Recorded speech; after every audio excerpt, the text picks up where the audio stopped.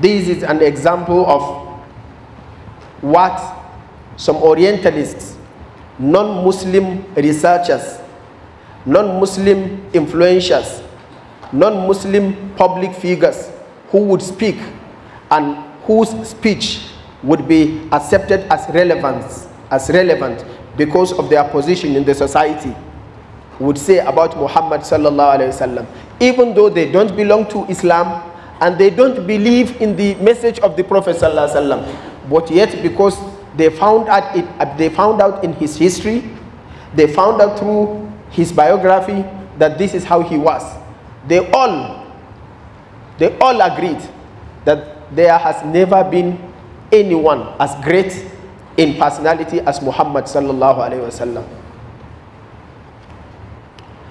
Among the academics, you have an example of William Montgomery, who was a professor emeritus, an Orientalist, who was a professor of Arabic and Islamic studies in the University of Edinburgh. This man was never a Muslim, but this is what he said about Muhammad. His readiness to undergo persecutions for his beliefs, the high moral character of the men who believed in him and looked up to him as leader, and the greatness of his ultimate achievement all agree his fundamental integrity. To suppose Muhammad an impostor raises more problems than it solves. Moreover, none of the great figures of history is so purely appreciated in the West as Muhammad sallallahu alaihi wasallam. Anyone who deserves appreciation, there is no one greater than Muhammad sallallahu alaihi wasallam worthy of appreciation, and there is no one that is poorly appreciated, although he is worthy of the highest rank of appreciation than Muhammad sallallahu alaihi wasallam, meaning that Muhammad sallallahu alaihi wasallam is underappreciated in the West, and this is a testimony by a Westerner. A reverend in the Trinity College of Oxford, in the Trinity College in Oxford University, he said that Muhammad sallallahu alaihi wasallam was Caesar and Pope in one.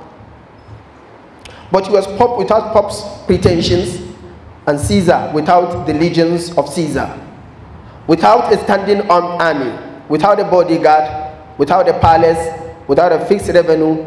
If every man had the right to say that he ruled by a right divine, it was Muhammad sallallahu alaihi wasallam, for he had all the power without its instruments and without its supports. All those people in power today would have their power seen because of the supports and the instruments of power. They have a very big palace. You see the honor, you see his honor and dignity because of the palace.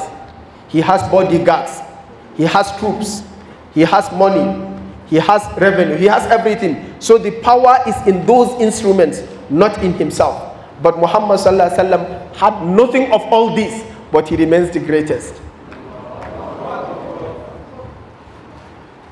One Hindu, Mohandas Gandhi, said, "I became more than ever convinced that it was not the sword that won a place for Islam in those days, in the scheme of life. It was the rigid simplicity, the utter self-effacement of the Prophet, the scrupulous regard for his pledges, his intense devotion to his friends and followers, his intrepidity, his fearlessness, his absolute trust in God and in his own mission. These, and not this word, carried everything before them and surmounted every trouble." A political activist, Annie Besant, who was a British theosophist and a nationalist leader in India, said, and I quote, "It is impossible for anyone who studies the life and character of the great prophet of Arabia, who knows how he taught and how he lived, to feel anything but reverence for that mighty prophet, one of the great messengers of the Supreme, And although in what I put to you I shall say many things which may be familiar to many, yet I myself feel, whenever I reread them, a new way of admiration, a new sense of reverence for that mighty Arabian teacher. A scientist, Michael Hart, wrote his famous and well-known research he conducted, where he listed the greatest influencers in this world, a ranking of the most influential persons in history. He selected 100 most influential people in the history of humankind. He said he chose Muhammad sallallahu alaihi wasallam to be the best of all the 100 he listed. He said, my choice of Muhammad to lead the list of the world's most influential persons may surprise some readers and may be questioned by others. But he was the only man in history who was supremely successful in both the religious and secular level.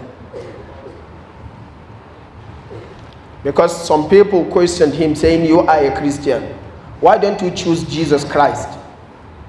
He said, Jesus Christ only succeeded and become influential in the religious life. He never established anything in the secular life. He was never a leader, a political leader. He was never a governor. He was never a judge. He was only a prophet and messenger.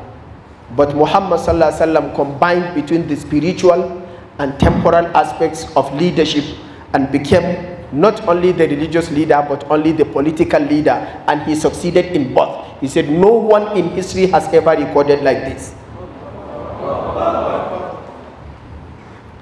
Now we conclude. Please let us read together. For these reasons and more, and for my love for Allah, I love him. Yes, I love him so dearly. I believe you love him too. We all love him more than we love our loved ones, more than we love our friends and associates, more than we love our families and our children, more than we love our relatives and our parents. In fact, we all love Muhammad sallallahu alaihi wasallam more than we love ourselves. Demonstrating our sincere love for him, we together chant in chorus. Wallahi ma tala'at shamsun wala gharubat illa wa hubbuka maqrunun bi anfasi wala jalastu ila qaumin uhaddithuhum illa wa anta hadithi bayna jullasi wala dhakartuka mahzunan wala farihan illa wa anta biqalbi bayna wiswasi wala hamamtu bishurbil ma'i min atashin illa ra'aytu khayalan minka fil ka'si. Our love for him makes us his adherent followers. We follow him absolutely, unshakably, believing his sayings, accordingly executing his commands, and obediently avoiding his prohibitions. Our authority in so doing is Allah's injunctions. قُلْ إِن كُنْتُمْ تُحِبُّونَ اللَّهَ فَاتَّبِعُونِي يُحْبِبْكُمُ اللَّهُ وَيَغْفِرْ لَكُمْ ذُنُوبَكُمْ وَاللَّهُ غَفُورٌ رَحِيمٌ من يطع الرسول فقد أطاع الله ومن تولى فما أرسلناك عليهم حفيظا وأقيموا الصلاة وآتوا الزكاة وأطيعوا الرسول لعلكم ترحمون. Oh Allah, for the sake of your love for Muhammad sallallahu alayhi wasallam and for our love and salutations to him, make us among his true lovers and followers in this life, and make us among the beneficiaries of his intercession in the day of judgment and among his close associates in your Jannah. Allahumma salli ala Muhammad wa ala ali Muhammad kama sallaita ala Ibrahim wa ala ali Ibrahim innaka Hamidum Majid.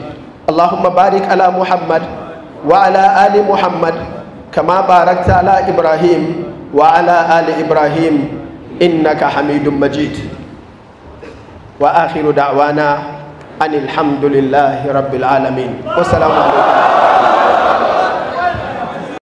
Thank you for bringing me back again. I'm not going to take you long because it's already Dhuhr around. Therefore, it's going to be a brief response to the questions and comments made. The first question I was asking about, when we hear the adhan being called from multiple mosques, which one should we engage in answering as the Prophet ﷺ commanded us to do? In answering this, you know that there are 4 things that you are required to do when you hear the azan being called. The Prophet ﷺ says, first thing is, إِذَا سَمِعْتُمُ الْمُؤَذِّنَ فَقُولُوا مِثْلَ مَا يَقُولُ. When the mu'adhin is raising the azan, say after him what he says. If you say Allahu Akbar, you say the same after him. Only in Hayya ala salah and Hayya ala falah, you say La hawla wa la quwwata illa billah. This is the first requirement. Number 2 is, immediately he finishes, فَصَلُّوا عَلَيَّ or فَصَلُّوا عَلَى النَّبِي صلى الله عليه وسلم. Say this, the Salatul Nabi sallallahu alayhi wa sallam. So immediately after finishing, you say Allah